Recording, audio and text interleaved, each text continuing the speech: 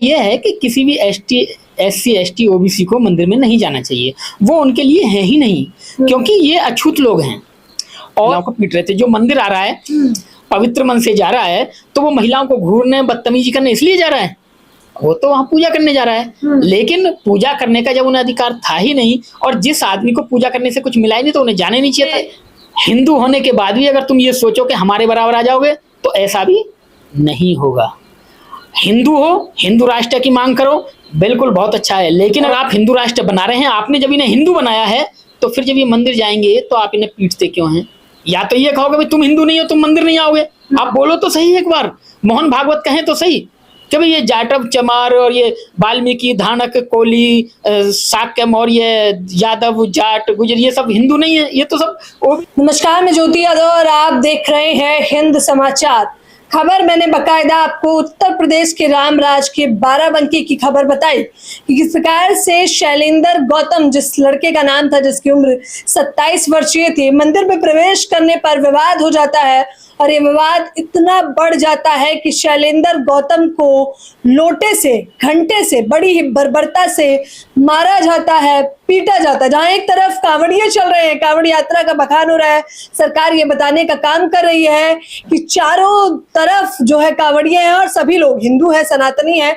तो वहीं इस प्रकार की जब खबरें आती हैं तो भौचक्का हो जाते हैं। जो मेरे साथ है वो किसी परिचय के मोहताज नहीं है, तो लाट लपेट किए बिना सीधे शुरुआत करना चाहूंगी बाराबंकी की एक खबर पर पहली प्रतिक्रिया। देखिए, जो घटना है वैसे तो निंदनीय है, लेकिन अगर मैं अपनी निजी राय दूं तो वो बहुत अच्छा है। हाँ बिल्कुल, हम आपकी ही राय जानना चाहेंगे। मेरी राय यह है कि किसी भी एससी एसटी ओबीसी को मंदिर में नहीं जाना चाहिए, वो उनके लिए है ही नहीं, क्योंकि ये अछूत लोग हैं। और जो सरकार और सरकार के जो नुमाइंदे हैं और जो वो बनाना चाहती है वो राम राज्य यानी ब्राह्मण राज्य, यानी कि हिंदू राज्य यानी हिंदू राष्ट्र, जिसकी वो कल्पना करते हैं। अब आप देखिए कि हिंदू राष्ट्र अगर बनेगा तो कौन सा राष्ट्र बनेगा जिसमें शूद्र को कोई भी अधिकार नहीं होगा। तो जब बनने जा रहा है और बन रहा है, तैयारियां चल रही हैं, तो फिर ये क्यों जा रहे हैं वहां पे? तो यहाँ पिटाई लगनी चाहिए थी, बाकी पूरे परिवार को लगनी चाहिए थी, ज्यादा लगनी चाहिए थी। कि मना करने के बाद भी इतने सारे बुद्धिजीवी लोग लगे हुए हैं कि एससी एसटी ओबीसी के लोगों को मंदिर में नहीं जाना है, वो हिंदू नहीं हैं, तो फिर ये हिंदू बन के वहां क्यों जा रहे हैं? अगर आप किसी दूसरे के घर में घुसेंगे, ये घर मेरा है, तो क्या होगा? पिटाई होगी। तुम्हारा घर है ही नहीं, वो तुम हिंदू थे ही नहीं। वो तो आपसे ये कहलवाना था कि हम हिंदू हैं, और जब हिंदू हैं तो फिर कौन सा राष्ट्र होना चाहिए? हमारा हिंदू राष्ट्र होना चाहिए। इसके लिए आपसे कहलवाया था। अब कहलवाया गया था तो आपने सच मान लिया। एक कहावत है, देखिए इन्होंने कहावत भी कैसी बनाई है। ओबीसी की एक जाति है जाट, एक ब्राह्मण होता है और एक कुम्हार जो होता है, सॉरी कुम्हार, उससे कहता है कि भाई मेरा बच्चा मुझसे पैसे मांगता है, मैं तुझसे कल कहूंगा कि अभी पैसे बन गए, रेडी हैं हमारे पैसे, तो तू कहना कि नहीं अभी नहीं है, जैसे ही बन जाएंगे मैं आपको दे दूंगा। क्या तो मैं अपने बच्चे को, छोटा पोता है मेरा, पैसे मांगता है, मैं कहता हूँ बेटा पैसे अभी बन रहे हैं, कुम्हार बना रहा है, और तू ऐसा बोल रहे कि ठीक है जी, आपके बच्चे का मन रह जाना चाहिए, ठीक है। तो ब्राह्मण जब वहां से गुजरता है, पोता मांगता है पैसे का, बाबा पैसे दो, तो बेटा अभी तो पैसे है नहीं, जैसे ही कुम्हार बना देगा दे दूंगा तुझे, अभी कच्चे हैं। अच्छा, क्या तो पूछवाओ कुम्हार से कि भाई कुम्हार हमारे पैसे बन गए क्या? जी साहब जैसे ही बन जाएंगे आपके दे दूंगा। अब वो 2 दिन 4 दिन 6 दिन हफ्ते जब भी मिलता और पोते को लेकर जाते, भाई कुमार हमारे पैसे हो गए, कि भाई जय महाराज जैसे ही हो जाएंगे मैं आपके पैसे दे दूंगा, कि ठीक है। तो इस बात को और लोग भी सुनते हैं। अब था तो ये बच्चे को मनाने के लिए, लेकिन हुआ क्या कि एक दिन पंडित जी 10-20 लोग लेके आ गए कि भाई हमारे पैसे। अरे के साहब महाराज तुमने ही तो कही थी बच्चा कर बच्चा। जो सुनते थे रोज उनको बुला भाई आ जाओ। जब मैं रोज पैसे मांगता था तो ये क्या कहता था कि जी आप कहते थे भाई हमारे पैसे, तो ये कहता था जैसे ही बन जाएंगे मैं दे दूंगा। इस पे अभी तक नहीं बने हैं, यानी इसके पास हुए नहीं है, तो इससे आज पूछो कि कब देगा लास्ट। अब लोग बोले भाई तू तो कहता था कि हाँ जैसे ही बन जाएंगे मैं दे दूंगा। अरे कि भैया वो कहानी थी, कि कहानी नहीं थी, सच थी। उस पे बेचारे पे दंड पड़ेगा। तो ब्राह्मण बुद्धि इतनी तेज होती है, इतना होता है। जब इनसे कहा कि हिंदू है, तो ये उसी ब्राह्मण की तरह, उसी क्या बोलते हैं कुम्हार की तरह हो गए कि हम तो हिंदू हैं। अरे तुम थे ही नहीं हिंदू, तुम्हें तो कहलवाया जा रहा था कि तुम हिंदू हो और तुम्हें कौन सा राज चाहिए? हिंदू राष्ट्र चाहिए। हाँ, लेकिन दूसरे पक्ष से भी बयान आया, उन्होंने कहा, तिवारी जी हैं जो वहां पर पूजा पाठ करा रहे थे, वो कह रहे थे कि मेरे केवल 3 लड़कों ने इसकी पिटाई नहीं किया, बल्कि ये हमारी महिला पे अभद्र टिप्पणी कर रहा था तो मिलके पीट दिया हमने। देखिए, जब किसी को बदनाम करना हो, चाहे मैं हूं चाहे कोई और है, कोई भी हो, किसी को पीटना है तो महिला ले जाके खड़ी कर दो और ये कह दो कि हमारी महिला को घूर रहा था, हमने पीट दिया। उसका कोई सबूत नहीं है, कुछ नहीं है। महिला से ये कहलवा दो, हाँ जी मुझे देख रहा था, घूर घूर के बस लग गया आप पे पॉस को और चल गए आप जेल में, पिटाई भी हो गई। इसका कोई सबूत तो होता नहीं, बस महिला को ये कहनी है हाँ जी मुझे, ना जाने कितने केस ऐसे चलने झूठे। तो जब किसी को पीटना होता है SC ST OBC को, तो यही इल्जाम लगाए जाते हैं कि हमारी घरवाली पिटे। अब यादव कथावाचक पिटे, उन पे क्या इल्जाम लगाया? वो ढोलक जो बजाता था वो तो अंधा था, कि जी हमारी महिला से बदतमीज करा। अब वो अंधा क्या घूर रहा होगा? आप बताओ, अंधा व्यक्ति क्या घूरेगा? अब वो अपनी ढोलक बजाने में लीन था, उधर यादव जी कथा कह रहे थे, तो पिटाई हो गई। अब पिटाई होने के बाद में इल्जाम क्या लगा उनपे कि वो महिलाओं से बदतमीजी कर रहे थे। अब भला ऐसे कैसे हो सकता है? ये तो एक प्रोपेगेंडा है कि अगर किसी को पीटना है और बात को छुपाना है तो ये इल्जाम लगा दिए कि हमारी महिलाओं को पीट रहे थे। जो मंदिर आ रहा है, पवित्र मन से जा रहा है, तो वो महिलाओं को घूरने बदतमीजी करने इसलिए जा रहा है, वो तो वहां पूजा करने जा रहा है। लेकिन पूजा करने का जब उन्हें अधिकार था ही नहीं, और जिस आदमी को पूजा करने से कुछ मिला ही नहीं, तो उन्हें जाने नहीं चाहिए था। लेकिन क्या है कि देखिए, पहली बात तो मेरी निजी राय है कि उन्हें जाना नहीं चाहिए था। दूसरा, चले गए और आप हिंदू राष्ट्र बना रहे हैं, आपने जब इन्हें हिंदू बनाया है तो फिर जब ये मंदिर जाएंगे तो आप इन्हें पीटते क्यों हैं? या तो ये कहोगे भाई तुम हिंदू नहीं हो, तुम मंदिर नहीं आओगे, आप बोलो तो सही एक बार, मोहन भागवत कहें तो सही कि भाई ये जाटव चमार और ये वाल्मीकि धानक कोली शाक्य मौर्य यादव जाट गुजर ये सब हिंदू नहीं है, ये तो सब OBC हैं।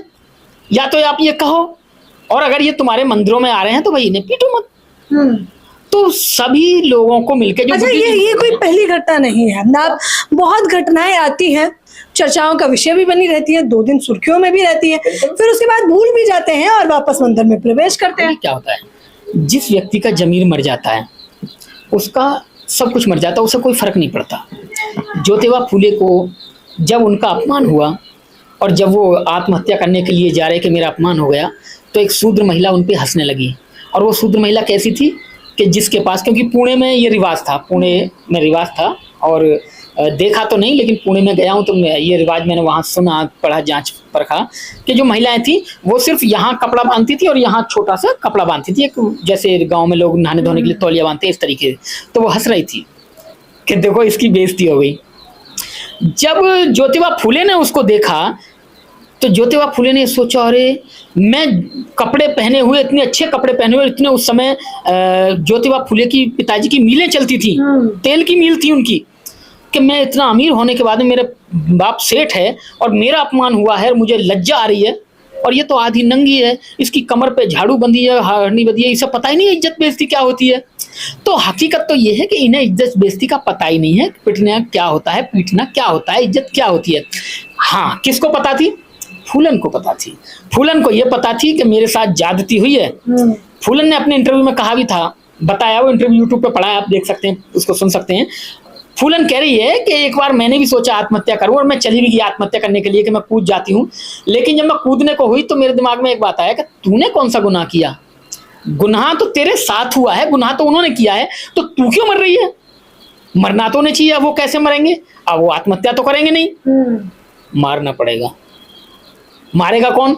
भगवान तो आएगा नहीं, क्योंकि उसने ये भी कहा कि जब मेरे साथ बलात्कार हो रहा था तो मैं ये भी कहती हे भगवान मुझे बचा ले, हे भगवान मुझे बचा ले। लेकिन इतने लोगों ने उसके साथ बलात्कार किया और कई साल तक किया, लेकिन इतने साल तक कोई भगवान ही नहीं आया, तो उसका विश्वास उठ गया, उसका जमीर जाग गया, उसकी जो बुद्धि थी उसे पता चल गया कि जो करना है मुझे करना है।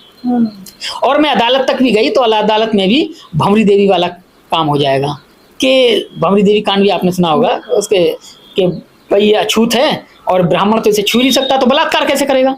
जज ने कहा जब ये अछूत है और ब्राह्मण इसे छू नहीं सकता तो फिर इसके साथ बलात्कार कैसे करेगा? और भंवरी देवी झूठी पड़ गई जिसके साथ बलात्कार हुआ। तो फूलन को ये लगा कि कल को ये भी कह देंगे ये तो अछूत है, इसके साथ तो ऐसा कोई कर ही नहीं सकता, फिर मेरी बेइज्जती होनी है, और हो रही है। तब फूलन ने बंदूक का रास्ता उठाया और जिन्होंने उसके साथ बलात्कार किया उसने टिट फॉर टैट उन्हें मारा। जब तक इन घटनाओं का बदला या तो आप ऐसे ही पीट के लीजिए, और अगर आपको पीटने पिटने वाली बात है और आप उससे सहमत हैं तो आप उस घटना को करिए, उनको भी इसी तरह सजा दीजिए। या फिर दूसरा ये है कि भाई आप अपने आप को धर्म परिवर्तित करिए, आप उस धर्म में मत रहिए, आप अपने रिश्तेदारों के साथ, अपने सगे संबंधियों के साथ उस धर्म को छोड़ दीजिए, मत रहिए उस धर्म में, लात मारिए, ठेका थोड़ा ही ले रखा है। यहाँ तो बहुत सारे धर्म हैं, जो अच्छा लगे उसमें रहो। जैसे आप मकान बदलते हैं, जैसे आप कपड़े बदलते हैं, ये अच्छे लग रहे हैं ये पहनेंगे, अरे वो अच्छा नहीं लगे वो धर्म ले लो। जरूरी है कोई एक ठेका लेना, ऐसे धर्म में रहना जो बेकार हो? अरे नए नए ब्रांड के धर्म आ रहे हैं, बौद्ध धर्म कितना अच्छा धर्म है, रोज मॉडिफाई होता है, महिलाओं को बराबर का अधिकार है, सब कुछ अधिकार है। आप वहां आइए, बाबा साहब ने मॉडिफाई करके बौद्ध धर्म तुम्हें दे दिया, वहां आइए ना। आप क्यों जाते हैं? तो उन्हें नहीं जाना चाहिए, और अगर जाना है तो फिर ना तो जमीर के साथ जाइए, पिट के मत आइए, फिर पीट के आइए। फिर ब्राह्मण और उसके बच्चों को कितने लोग होंगे, तुम भी अपने घर से बुला लो 10-12 बच्चे, तुम्हारे सब मर गए, कोई तो होगा, तुम्हारे भी तो कुछ लोग होंगे। हर गांव में ब्राह्मण 2-4 घर ही होते हैं, 6 घर होंगे, 10 होंगे, लेकिन शूद्रों के तो बहुत घर होते हैं। आप मिलकर सब पीटिए, आपके फिर कहिए उन्हें हिसाब पिलाइए उन्हें, जो इटावा में हुआ उस तरीके से कि हमने बदला ले लिया। लेकिन संवैधानिक तरीके से किया जाए तो वो ज्यादा बेहतर होगा। संविधान को मानने वाले हम लोग हैं और जाहिर तौर पे प्रशासन और संविधान के हिसाब से चलना चाहिए। मेरा सवाल ये भी है आपसे आखिर में कि एक तरफ सरकार सभी को हिंदू बता देती है, सभी को सनातनी बता देती है, और ये स्वीकारने से ही इनकार कर देती है कि दलित को दरकिनार किया जाता है, लेकिन जब ऐसी घटनाएं आती हैं तो सरकार तो मौन हो जाती है, स्वीकार तक नहीं करती है। देखिए, सरकार मौन इसलिए हो जाती है कि वो इनसे ही हिंदू राष्ट्र बनवाना चाहती है और इन्हीं के साथ ज्यादती होती है, तो खुल के कैसे आए? अब मेरा बच्चा, देखिए बाय द वे मैं ऐसा भविष्य में नहीं करूँगा, मेरा बच्चा लड़के आ जाए और पता चले कि इसको ज़्यादा सजा होने वाली है, इसको अब जेल जाएगा, तो मैं क्या करूँगा? मैं उसे घर बुलाऊंगा, मैं पूछूंगा बेटा क्या क्या हुआ, ऐसा हुआ, तो मैं उसे समझाऊंगा ऐसा मत कहना, ऐसा हुआ था, ये कहना इसने गाली दी थी, माँ की गाली दी थी, मुझे गुस्सा आ गया, मैंने पीट दिया, फिर इसने 1 मारा, मैंने 4 मारे, इस तरीके से फिर वो एक मतलब एक नई कहानी, थ्योरी बनती है। हाँ, नई भूमिका बनाई जाती है, नई भूमिका बनाई जाती है। तो इस तरीके से ये लोग बनाते हैं कि पिट गया, पीट दिया, कि अब क्या किया जाए, कि भाई अब क्या किया जाए। बात तो समझने वाली है कि हिंदू हैं, कहलवा दिया इनसे, हिंदू राष्ट्र का झंडा भी उठवा दिया कि इनसे कहलवा दिया हमें हिंदू राष्ट्र चाहिए, और ये पिट भी गए हिंदू राष्ट्र में। कल को जो लोग हैं अपोजिशन के वो आएंगे कि हिंदू राष्ट्र मांग रहे थे, तुम तो हिंदू राष्ट्र में ऐसे पिट रहे हो, तो फिर ये क्या करते हैं? फिर ये करते हैं, इल्जाम लगवाते हैं बच्चे को, हमारी बहन बेटियों को छेड़ रहा था, या फिर यहाँ से चोरी कर रहा था और चोरी के जुल्म में इसे पीटा, बचाया, लेकिन वहाँ अपार भीड़ थी और भीड़ को काबू किया नहीं जा सकता, भीड़ ने ज्यादा पीट दिया। तो इस तरीके के फिर ये कहानियां बनाते हैं। ये सरकार सबको पता होती है, ये ऐसा नहीं है कि ये तुम्हें पता है मुझे पता है, नहीं, मोहन भागवत को भी पता है। ऐसा नहीं है वो घर में बैठता है तो वेद ही पढ़ता रहता है, नहीं, वो ये देखता रहता है कि क्या चल रहा है। जैसे आप चलाते हैं उसी हिसाब से उसके 20 आदमी चलाते रहते हैं और बताते हैं कि ये घटना हुई है साहब, इसके में कुछ कहना है, क्या नहीं कहना है, किसको दबाना है, किसको बढ़ाना है। उनका भी पूरी IT सेल बैठी है, सबको सब कुछ पता है। ये तो सरकार का एक पैतरा है कि बताते भी रहना है कि भाई तुम हिंदू हो और तुम्हें हिंदू राष्ट्र मिलेगा। और दूसरी बात यह है कि हिंदू होने के बाद भी अगर तुम ये सोचो कि हमारे बराबर आ जाओगे तो ऐसा भी नहीं होगा। हिंदू हो, हिंदू राष्ट्र की मांग करो, बिल्कुल बहुत अच्छा है, लेकिन अगर तुम ये कहो कि मंदिर में जाकर पूजा करनी है, बिल्कुल नहीं चलेगा। अपने घर पे रहो, झंडा लगाओ मकान पे और सुबह शाम जय श्री राम बोलो, बहुत अच्छा है। और अगर तुमने हिंदू बन के हमारे बराबर बैठने की कोशिश की तो याद रखना तुम हिंदू तो हो लेकिन कौन हो? शूद्र हो। तो ये आप कह रहे हैं कि ऐसी घटनाएं आती रहेंगी तब जाके समाज में सुधार होगा। आप कह रहे हैं कि पिटाई जरूरी ही थी। देखिए, कभी कभी जो दिमाग है ना उसको खोलने के लिए, उसको बात को जगाने के लिए क्या होता है कि उसी तरीके का काम किया जाता है। जैसे जंगल में जब आग लग जाती है तो क्या किया जाता है कि पानी इतना काम नहीं करता, कहाँ तक हेलीकॉप्टरों से पानी लाएंगे, तो फिर क्या किया जाता है कि फिर छोटी सी एक आग की छोटी सी क्यारी बनाई जाती है, आगे आग लगाते चलते हैं और पीछे 10 आदमी होते हैं उस आग को बुझाते चलते हैं। तो क्या होता है कि जो आग बढ़नी होती है बीच में वो आग जो होती है, जगह जो होती है, पत्ते होते हैं वो जल जाते हैं, राख बन जाती है, तो फिर वो आग उधर ही उधर रह जाती है, आगे को नहीं बढ़ती है। ऐसे ही जब किसी खेत में आग लग जाती है और जब लगता है कि भाई आगे को बढ़ रही है तो उस खेत में जुताई कर देते हैं कि यहाँ मिट्टी हो जाएगी और फिर आगे को नहीं बढ़ेगी, जो होना है इससे आगे आगे होगा, इधर सेफ बचा रहेगा। तो इस तरीके का कार्य भी आगे को करने होंगे।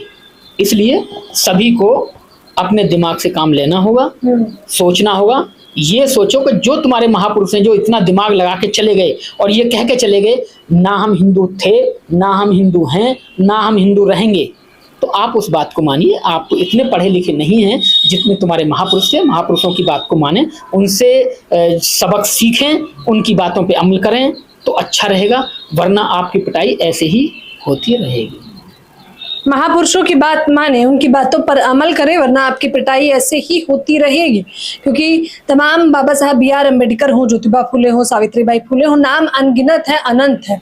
आप सुनेंगे, पढ़ेंगे तो समझेंगे। लेकिन इस प्रकार की घटनाएं ये बताने के लिए काफी हैं कि किस प्रकार से हिंदू राष्ट्र, सनातन हिंदू बोलकर सरकार केवल राजनीतिक रोटियां सेकती है, उससे ज्यादा कुछ भी नहीं।